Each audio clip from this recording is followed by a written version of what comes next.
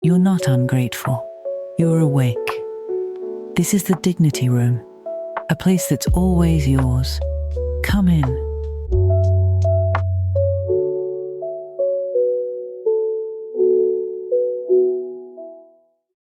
Imagine 4 people who know you are each asked to describe you. 5 words, that's all they get. Somebody you work with, your mother, one of your kids, and your partner. The one from work would maybe say something like reliable, organized, good under pressure. Your mother probably would say something about how you always managed. Your kid would maybe say, you are the one who knows where everything is. And your partner would say maybe you are strong, probably that you do too much. And here's the thing. They would all be right. Every single one of those is true, and every one of those people means it kindly. And you could read all 4 of those descriptions and put them down and feel completely alone. Because there's a part of you that isn't in any of them. It's never been any of them. And it's not because those people are careless, and it isn't because they don't love you. It's because that part has never once been in the room. I want to tell you something about today before we start. And this one is quiet, and there is no fix in it. That's on purpose, because this episode is the thing itself. It isn't about the third part of you, or the capable part, or the load. We've done those. This is about the part underneath all of it. And the only thing I want to do today is see it properly. You still get the 3 things at the end, like always. So, where does it live, this part? Because it isn't dramatic. It's not a secret life. It's much smaller and much quieter than that. It's the sentence you almost said last week and then didn't. You know the one. The conversation was going somewhere real, and you had something true to say, and you felt it come up as far as your throat. And then you looked at the room and you did the calculation and you said something else instead. Something easier. And the conversation moved on and nobody noticed anything at all because from the outside, nothing happened. It's the thing you are interested in that you don't mention. Not because it's shameful, because you can picture the small pause afterwards and the polite face and having to explain it. And it's easier to keep it. It's the list you have of what you don't bring up and with which person. You've never written that list down, but you could right now. And in about 90 seconds, everyone has one. Yours is long. It's who you were at 19 before all this and the fact that nobody has asked you about her in 15 years. And it's the thought you have at 2 in the morning that you've never said out loud to a single human being. You know the one I mean. You just thought of it. That's not a crisis. That's not a hidden life. It's a whole part of a person that's been running quietly with no witness for about 20 years or so. In 1960, an English psychologist called Donald Winnicott wrote a paper about what he called the true self and the false self. And I know how that sounds. False self sounds like an accusation, like somebody's about to tell you you've been living a lie. That's not what he meant at all. And this is the part I actually want you to have. In his framing, the false self isn't a mask you put on to deceive people. It's a character. It's a caretaker. It forms early in the presence of what the world around you seemed to want, and its actual job is to protect the true self by keeping it out of sight. So the capable one, the agreeable one, the one who says it's fine. Honestly, it's fine. The one everybody's describing in 5 words. She's not fake. She's a bodyguard. And she's a good one. Look at what she's achieved. She got you liked, she got you employed, she's kept the peace at every table you've ever sat at. She made you the person everybody relies on. She did all of that by being reliable, easy to be around. She's not the villain here. Nothing in you is the villain here. The only trouble with a very good bodyguard is that after 20 years, nobody's meet the person she's guarding, including some days you. Which brings me to the bit I find genuinely important because it explains something you've probably been blaming yourself for. Back in 1902, a sociologist called Charles Cooley described something he called the looking glass self. The idea is simple and it's held up. We don't work out who we are on our own, in our heads. We work it out from the reflection, from how other people respond to us.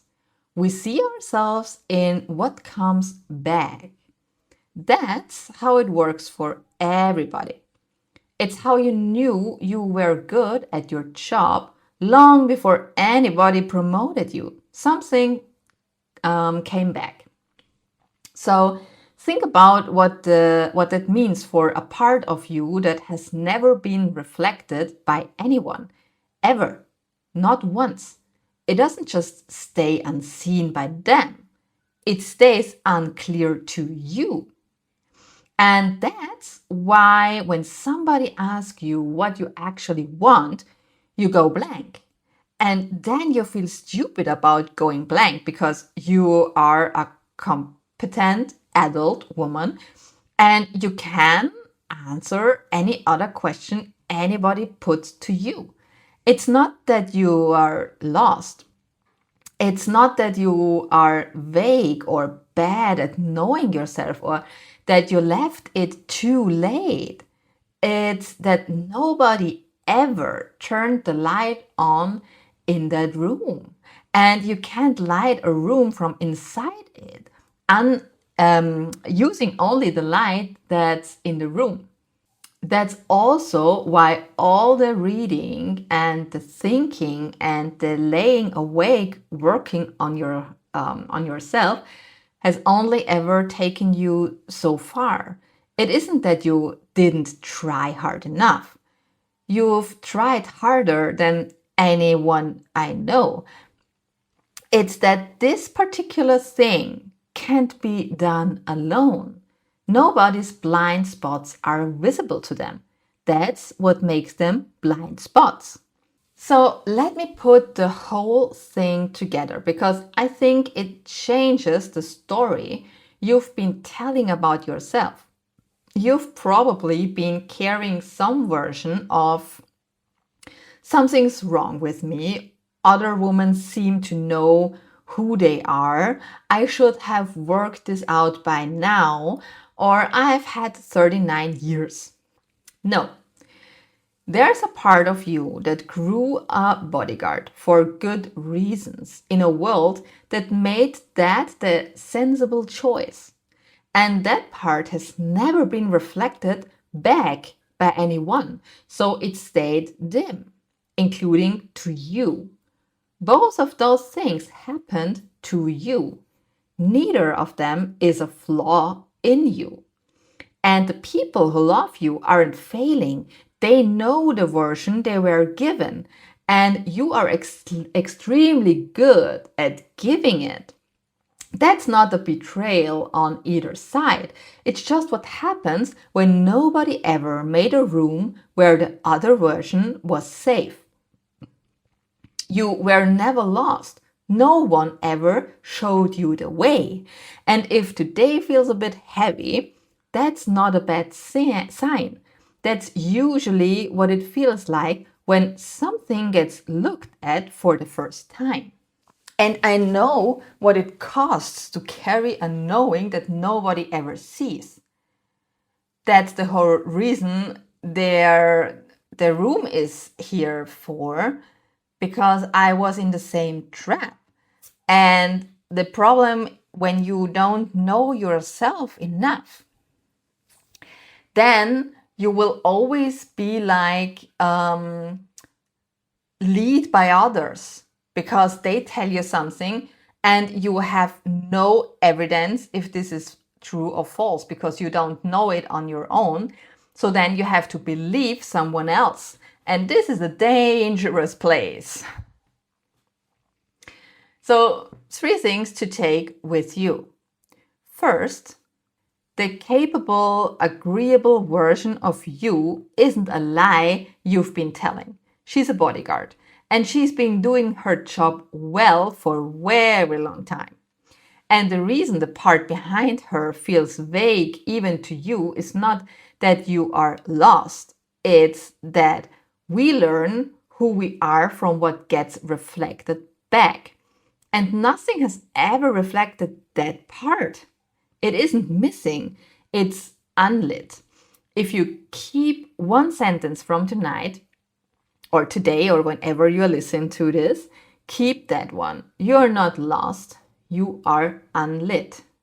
Second, something to notice this week. I'm calling it the swallow. Every time you are about to say something true and you don't notice it. That's all. I'm not asking you to say it. Please don't go and blurt out something enormous on a Wednesday because a podcast told you, okay? Just notice the moment and afterwards put one word somewhere. When you have already your notebook or your notes app or whatever, then it's a good place to put it there. Who you were with or what it was about. So like 3 words in plenty. Because by Sunday, you will have 4 or 5 of them and they will have a shape. And that shape is a map of the part we've been talking about. Every swallow makes a place where something of yours is standing waiting. You've been doing this for years without noticing. So this week you'll notice and then you write it down. And third is one small thing to try. So like about 10 minutes-ish on one page and nobody ever reads it. It's not a journal. I'm not asking you to start a practice you buy a nice notebook or do it every morning at 6 once. 10 minutes. The back of any envelope is absolutely fine too. So take this, what you love, what do you feel comfortable at, and what it's not overwhelming you. So write down the thing you never say. And I know how that sounds, so let me tell you why it isn't nothing. Something that has never left your head has ever been witnessed by anybody, not once. And the whole problem we've been circling all in this episode is that this part of you has no witness. You can't hand yourself a mirror, but you can put one true thing outside your own head and look at it. That's the smallest possible version of being seen. And it's the only one available to you now that costs nothing and risks nothing and needs nobody's permission. Then burn it. Keep it, hide it in a book, doesn't matter. It existed once. And if you sit down with that page and nothing comes and you stare at it for 10 minutes and it stays blank, that's not your failure. That's just how long it's been. Blank is an answer too, and it's a fairly loud one. Try it again next week. It will come. This takes time, especially when you never have done this before. You can't how is it called? You can't expect that you are perfect in a thing you never ever done before. And when you never write down your thoughts, then it's hard to do it the first time. It needs a little bit of time and space that the words will come. So give it a try, and give it a try, I mean, definitely more than a week. And it's definitely good or better when you do it every day for 10 minutes are long. You can do it for 5 or also for 2 minutes, yeah? Set a timer as you like. Sit down in a quiet space and then sit with it and write down what comes. And when only the words are, I don't know what to write, I don't know what to write, I don't know what to write, then write that down. I mean, I know this sounds weird and stupid, yeah? But this is the starting point. This is the starting point how this is working on the long run. And you never will get to the long run when you don't start with this small little piece. So sit down, put a timer for what is ever comfortable for you, and then sit down and listen what comes up. And when it comes up, I don't know what to write, then write that down again and again and again and again. And the longer you are doing that, you will realize or recognize that there is something coming up, that there is words coming up. And then you write them down, and there will come more and more and more and more. But it starts always with, I don't know what to write, or something else. Okay? So try this out. Give it a try, and you will see what happens, and you will see and you will feel the change. That's all for today. If you're ready to do more than listen, to speak, to be heard, to walk this with other women, we've built a place for that. It's called Dignity Queens, and it comes alive when you join in.